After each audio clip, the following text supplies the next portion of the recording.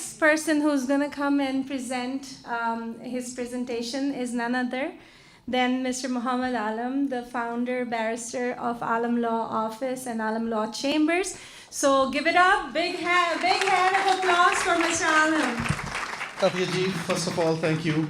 I really sincerely thankful to everyone who came here tonight to make this event a success. The reason for organizing this event, even if we are 100 people here, I believe if you take some message from here and you convey this message to 10 people, 1,000 people, and that 1,000 will multiply. The evening that we have arranged today, we will continue this event is east end of the city and west.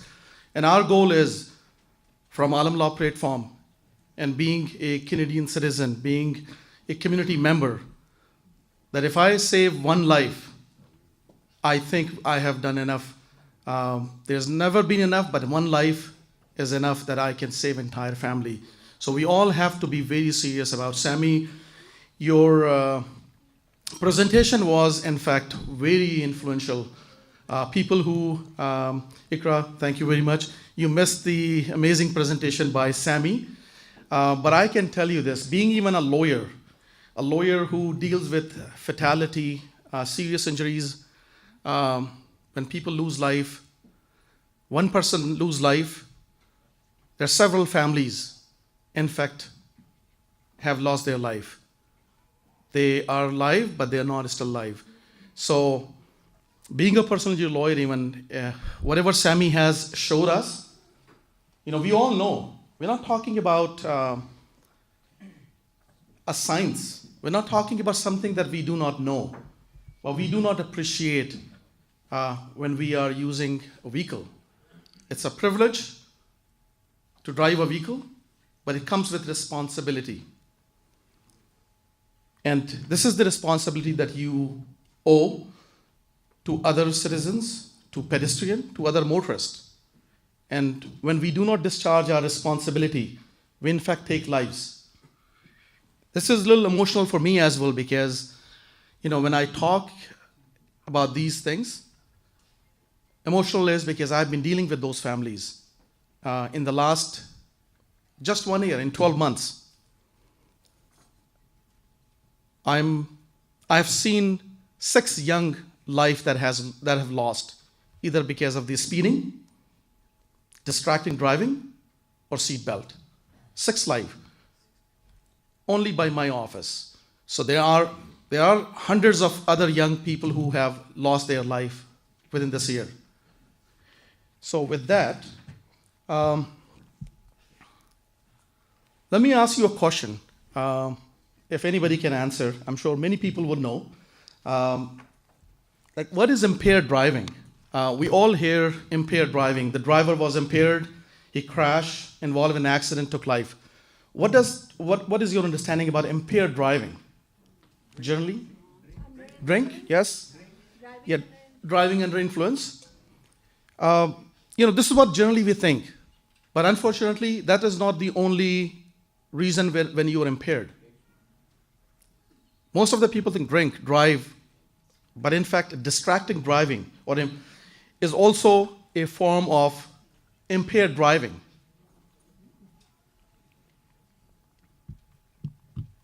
And distracted driving, you're driving while you're talking on the phone. Sammy has mentioned that you're driving on a phone and you're talking on the phone, you would not remember that you have traveled several miles because you're not really paying complete attention. Your attention is diverted to your conversation, and we don't realize that. We all do it. I do it, but we forget.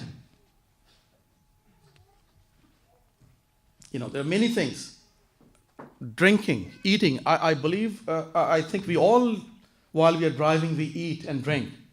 You engage in activities that will take off your attention from the road for 2 or 3 seconds or 4 seconds. And that is enough to have a collision occurred. You don't need a lot of time. So we'll talk about this most common Canadian drivers who admits what is distracting activities they have involved. 89%, they admit that they were eating and or drinking. 89%. So almost everybody does that. 71% adjusting music, radio, 60% talking to the passenger, 51% reaching into the back seat, sending text messages.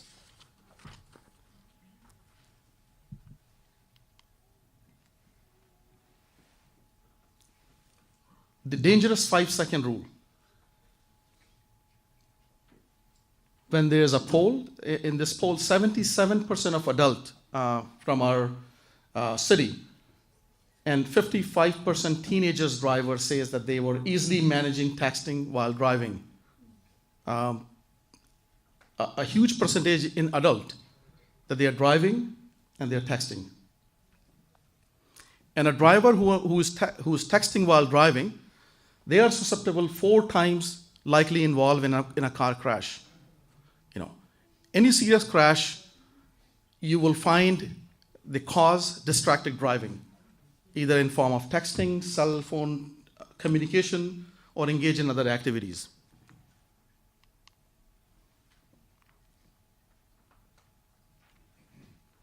And you require 3 seconds. 3 seconds, if your mind is off the road, you will involve in a crash. And imagine this, which I did not know even, that when you're driving at 80 kilometer speed, so we're not even talking highway, 401, because we all drive 120. My name is Ikra Khalid, Member of Parliament, Mississauga, Erin Mills. Keep watching Toronto 360 TV. So just driving at 80 kilometer speed, a car can cover over the length of a football field in 5 seconds.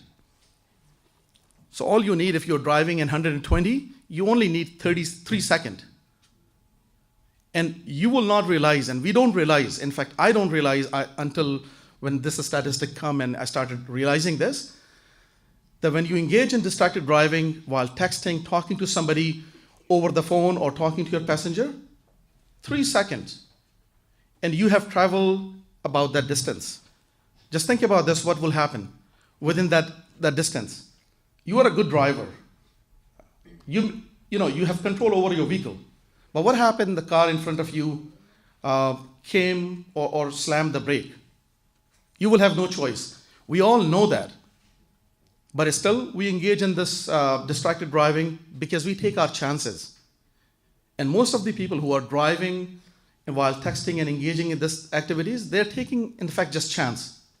I'm lucky to be alive because I took chance.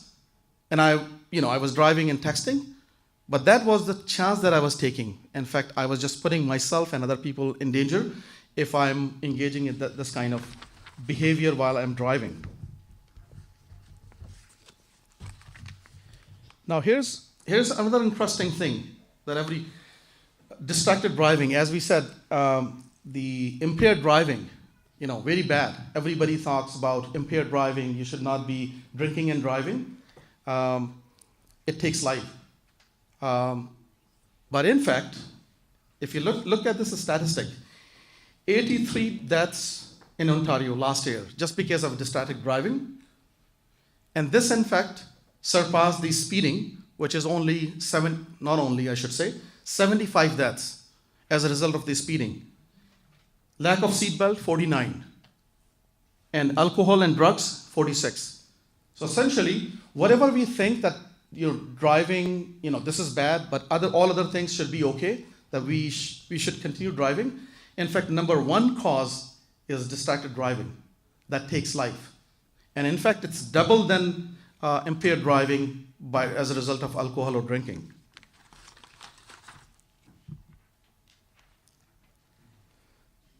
So 692 people have been killed in a car, and several thousands of people were injured, fatally injured in a car accident when you involve in distracted driving.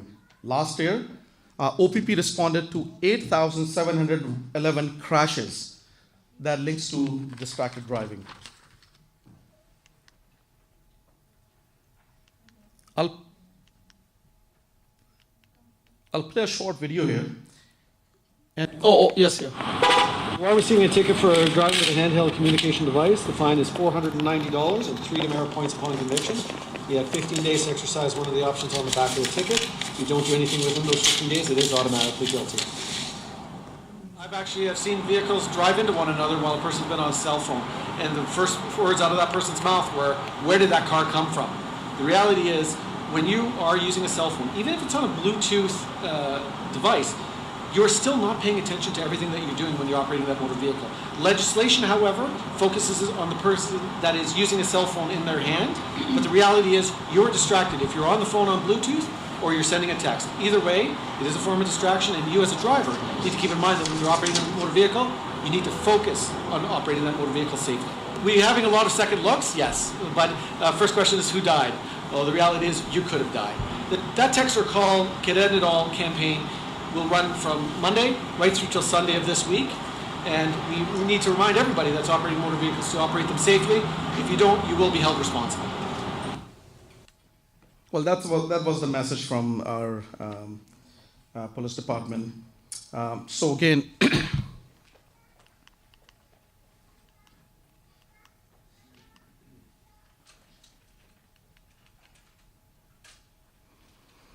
so in terms of fine, $490 fine, if you pay, if you are convicted, $1,000, 3 demerits point, that will affect your insurance. But I think the purpose of this seminar is not about worrying demerits point, talking about fine. It's bigger than that.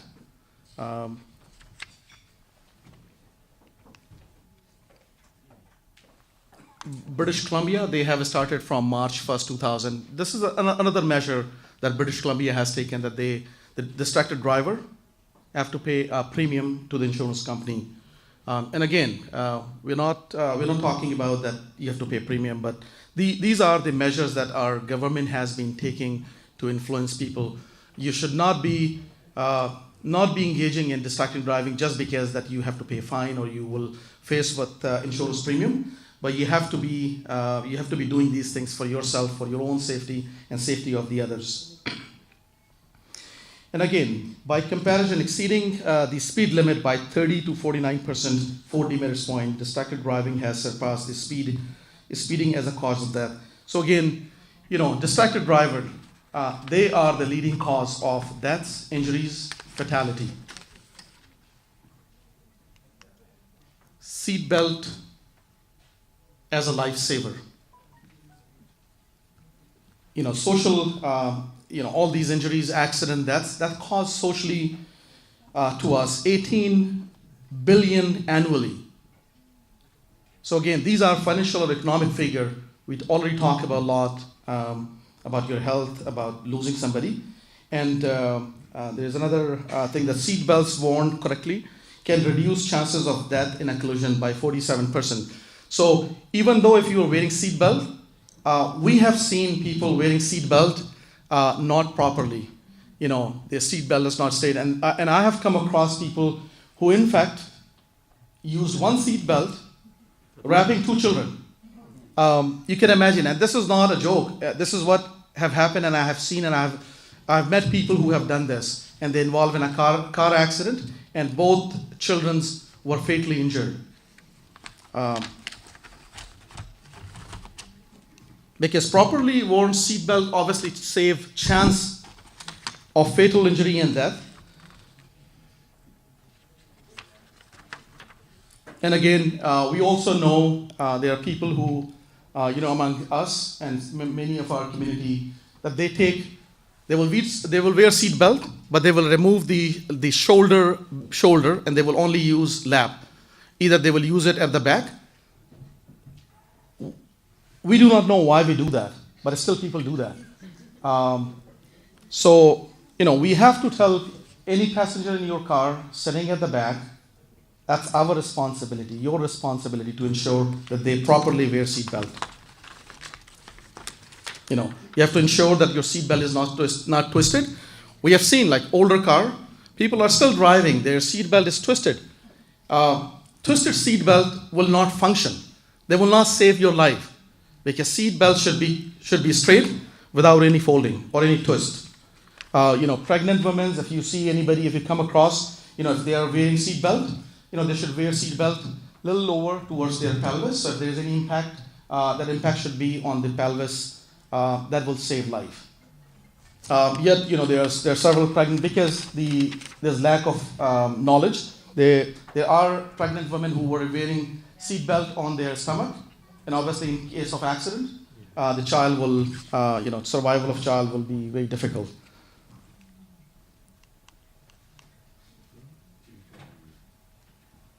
So again, about the history, because Ontario, our province, was the first province who introduced the law back in 1976 about seatbelt. At that time, only 17% Ontarian regularly using seatbelt, and seatbelt use has increased now to 95% or 96%. So 96% people are wearing seatbelt, but yet there's 4% people who are not wearing seatbelt. But we are happy because we think mostly people are wearing seatbelt. But you have to think about this. There's 4% people, or drivers or passengers, they represent 300 people. 300. And those 300 lives are in danger.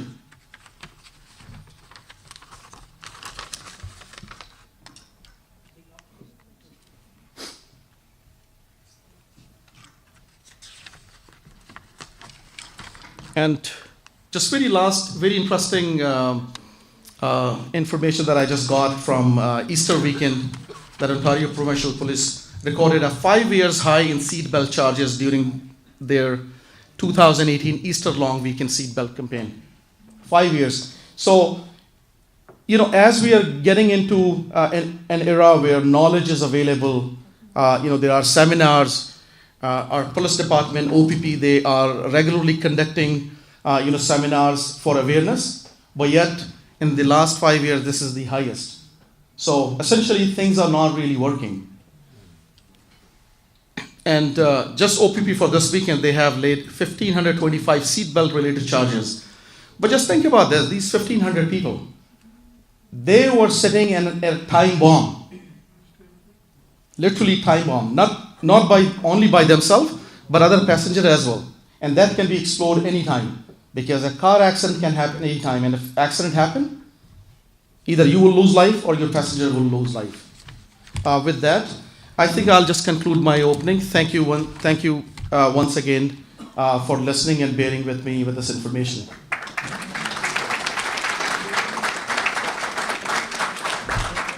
My name is Samina Ahmed, and you are watching Toronto 360 TV. Mr. Alam, I don't think we had to bear with it. It was really very informational, and I'm sure that we're going to take a lot of it back and apply it in our daily lives. Thank you so much. Have a seat. Next, I would like to invite our favorite MP, Iqra Khalid, to come and speak a few words about this seminar and the importance of driving safe. That was a fantastic presentation. Thank you so much, Mr. Alam. Can we have another round of applause for Alam Sahib? So earlier today, I got rear-ended. Oh no! Somebody, I was stopped at a traffic light, and I guess somebody had not been paying attention and didn't stop, and boom, collided with my car. So you'd like me to do it over here? Yes. Aha, I see the trick. And so I was not hurt because I was wearing my seatbelt. Thank you for that advice, Alam Sahib. And Sana was not hurt, also wearing her seatbelt. And the car wasn't coming very fast. But the person behind me was indeed on her cell phone at the time that it had happened. I am equally guilty because I was dialing a number through my car's phone as I was trying to make a right turn there, stopped at that light. So we deal with this on a daily basis. But, I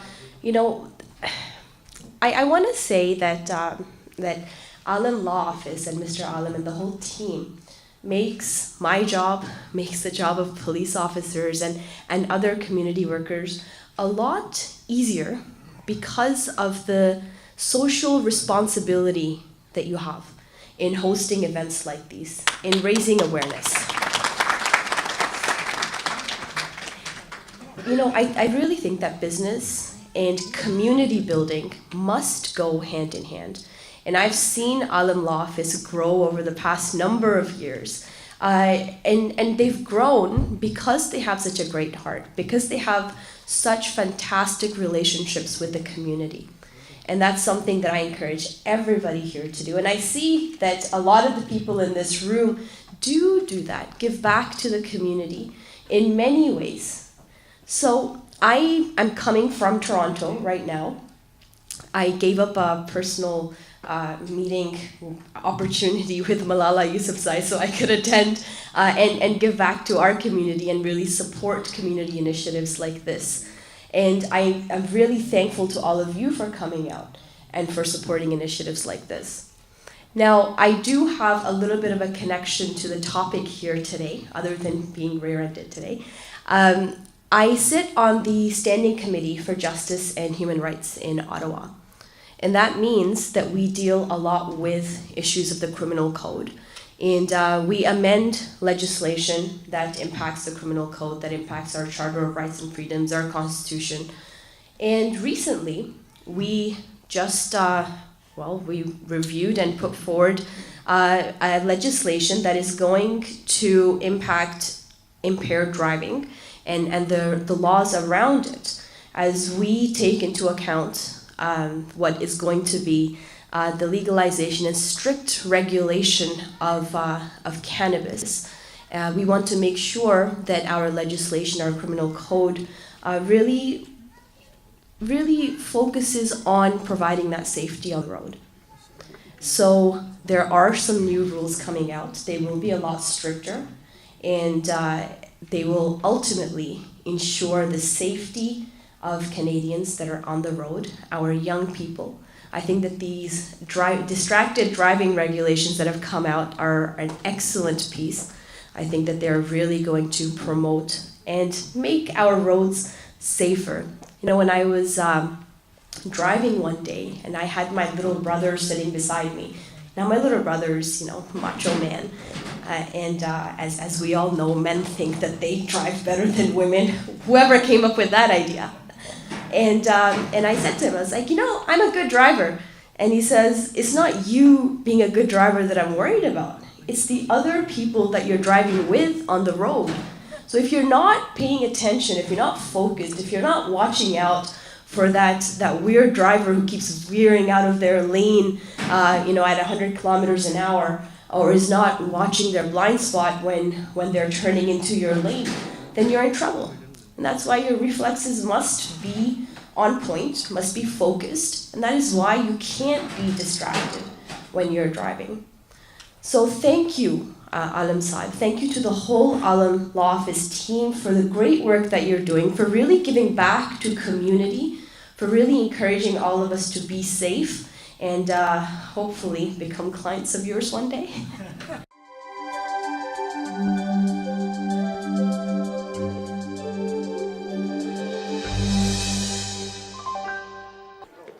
Keep watching 360 TV. We'll be right back after this commercial break. आप देख रहे हैं Toronto 360 TV. मिलते हैं break के बाद।